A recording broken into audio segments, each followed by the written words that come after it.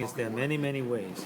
My way of doing it is you dissect this and find the halfway point of the TP, and from there you go up the hill, and you know that if you go beyond that, there's the joint because you can actually feel it. So right before you fall into the joint, you come back here. We come back here. Yes. Now you can forcefully jam a screw into the joint, but you disturb and you destroy the facet joint. Okay, this is this is lumbar spine. Yeah, that's the lumbar spine. This is standard lumbar spine. Now, if you say for 4-5, you want to destroy this joint anyway. For you want fusion. to fuse, yeah, for fusion.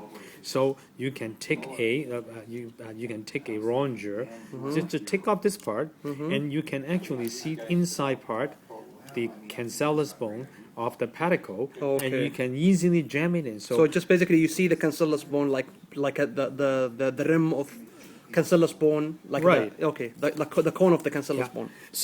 So now the interesting, the particular one is T12. 5, 4, 3, 2, 1. At T12, this little knob, the T12, you don't have a TP.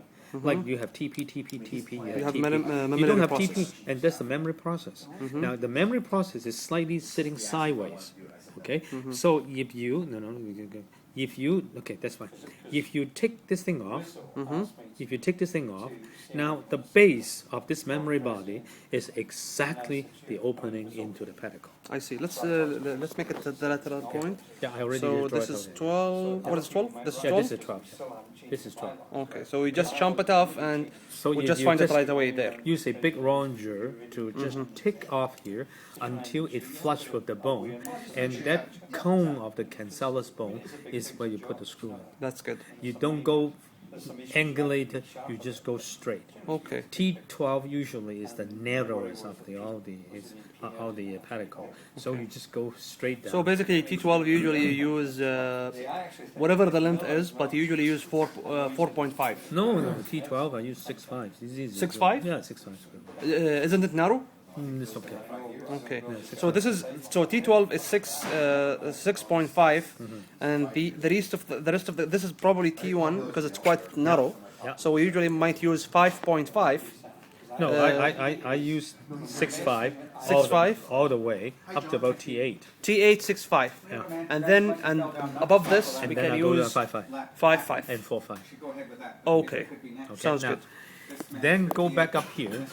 Say for example in the mid-thoracic spine from T4 to T10. What you're doing is you go to the top of the TP, and then you find the midline of the facet joint, and then you move 2 millimeters off here, and that's a pedicle. Okay, so basically above the upper border of the TP, the lateral border of the facet, just lateral and just superior. Now, if you go to T1, that pedicle is really going in angulation like this. It's a sharp angulation go like this. So if it's T1, 1, 2, 3, 4, 5, 6, 7, 1. Okay. T1 here. So what you're doing is you want to go right here in the midline. T1 to T4, you almost just go to the midline, and then you go find the midline of the facet joint and go out 4 millimeters instead of 2. So your angulation is quite significant to angle it. Okay, so can you say then T1, basically the upper border of T1 crossing the lateral border of the facet? No, the middle. You can do that. The midpoint. So the midpoint of the transfer process. The midpoint of the okay, it's not the upper border. No, but these guys below is the upper border. Because if you look at it, the T1, T2, they have a very sharp angulation coming down this way.